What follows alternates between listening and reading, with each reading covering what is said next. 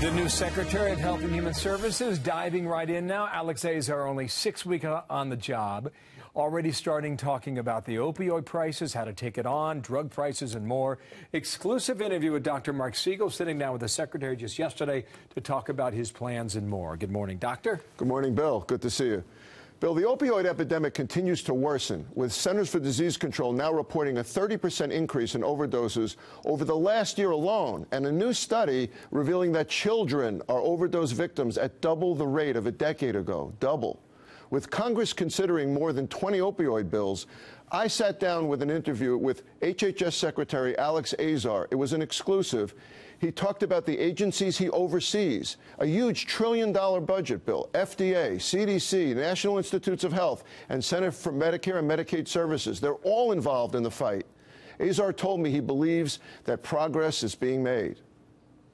About fentanyl, how do you get, it's mostly illicit fentanyl that's causing the problem, but what are your thoughts about that particular drug and what we can do about it? The most important thing we've got to do is at the front end stop people from getting addicted to opioids. They start down the path of legal painkiller opioids and they move to illegal drugs, and the fentanyl is so cheap and can lead to that overdose and death that comes from that. Well, Secretary Azar also spoke to me about his and the president's vision to replace volume with value in healthcare, as he calls it.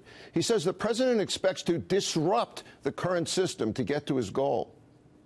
We're trying to work to facilitate that information being accessible to app developers so that that information can be sucked into applications that are very usable and intuitive for the patient. That's what's great about working for President Trump. He has the courage to say, I'm okay if we disrupt special interests, if it's going to bring value and improve things for the patient.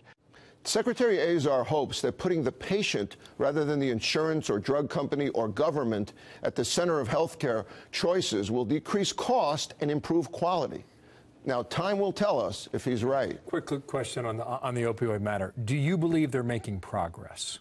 Well, you know, the numbers are bad, but Secretary Azar says that the new numbers that will come out will show decreased prescriptions and overprescriptions, and he thinks that's the key, Bill, to get doctors to prescribe less, and we're getting there. Let's hope. Thank you, Marc.